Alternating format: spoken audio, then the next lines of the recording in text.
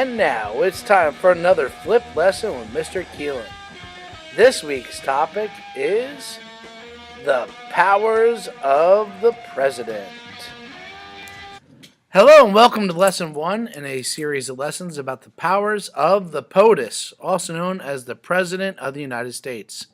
In this lesson, we're going to identify some of the key roles of the president, including being the highest elected official and the chief executive.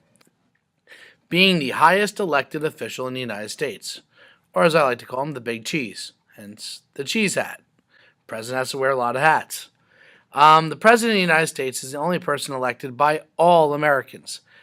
Every American in all 50 states, and including territories, has an opportunity to vote for President of the United States. You can't say that about your governor in New Jersey. Only people in New Jersey get to vote for them. You can't say it about your member of Congress in the House of Representatives. Only people in one section of New Jersey or a district get to vote for them. Whereas in this case, everyone from Alaska to Florida, from Maine to California, and everywhere in between gets the opportunity to vote for the President of the United States. Hence, when we look at the last presidential election results, we see that the majority of states and also the majority of the Electoral College went to candidate Trump, who then became President Trump. The majority of the Electoral College votes, as determined by all 50 states, went to him. He had over 270, so he became the president. But even though he was elected with 306 Electoral College votes, he represents all of the Electoral College, all of the 50 states, every American. When we look at the popular vote results, we can see, like most every election, there was a real narrow split between the popular votes. 64 million people voted for a different candidate. President Trump, as the highest elected official, isn't in charge of just running and facilitating an agenda for the people who voted for him. He's also working for the people who voted against him. That's one of the challenges of being a president, is you're the president of everybody, including, and many times, close to a half of the country that doesn't support you. That's a lot to manage. Our next role that we're going to talk about is being America's top cop, hence the police chief hat. The president is the chief executive, meaning that they are in charge of the executive branch. Chief in charge of, executive, meaning executing or carrying out our nation's laws. The president is essentially a law enforcement officer. Congress passes the laws. It's the president's job to enforce them. The president sets forward policy, meaning how are we going to carry out these laws? And then delegates authority, says, all right, I want you to be in charge of our foreign policy. Secretary of Defense, I want you in charge of our military policy. I said what I want you to do, now you carry it out. That is a big part of the president's job, as being the chief executive of the United States.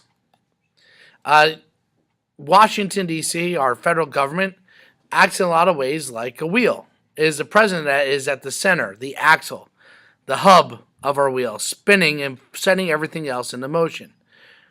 Once the president sets forward their policy, everything else revolves in the direction of the president's policy decisions. But ultimately, it's the federal bureaucracy and then the states that are in charge of carrying out that direction. Part of being the chief executive means that the president has the power of appointment. They get to choose all those different executive officials, people who supervise different executive agencies, like the Department of State, the Department of Defense, but also other executive agencies like the Central Intelligence Agency, the CIA, or the FBI, the Federal Bureau of Investigation. The president chooses who's going to be in charge of those based on his policy beliefs, what he wants to have done within our government. He also chooses federal judges, including U.S. Supreme Court justices. We'll talk a little bit more about that in a little bit when we talk about checks and balances. But in the end, the president's one person. They can't do every single job that is responsible to the president. So they delegate, they choose people to advise and help them out.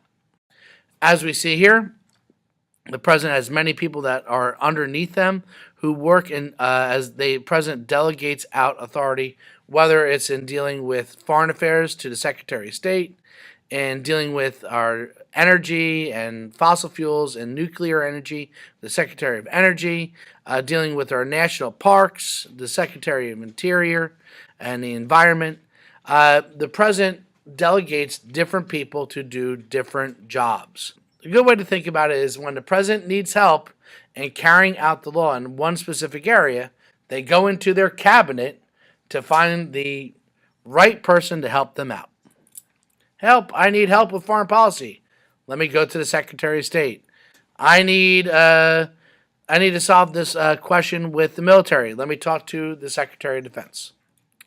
Last but not least, we also have the power of the pardon, which is connected to executing or enforcing the law. In this case, the president can excuse anybody or pardon them of any crime or conviction. This is a massive power. If somebody's been arrested, tried by a jury of their peers, and convicted of a crime, the president essentially can forgive them of their penalties. The president can even excuse or pardon somebody from being prosecuted for breaking the law. We'll talk more about this in class, but this is a big part of the powers of the chief executive. All right. Well, that wraps up those two jobs of the president. So just make sure that you have been paying attention. On Edmodo, please answer the following two questions. What do the terms delegate and the term policy mean? And why is it important for the POTUS, the president, to delegate their responsibilities, or his or her responsibilities, to the members of their administration? Why do you think delegation is so important? The president is often referred to as the delegator in chief. So, expand on that. I look forward to reading your answers and discussing them. Thanks for watching.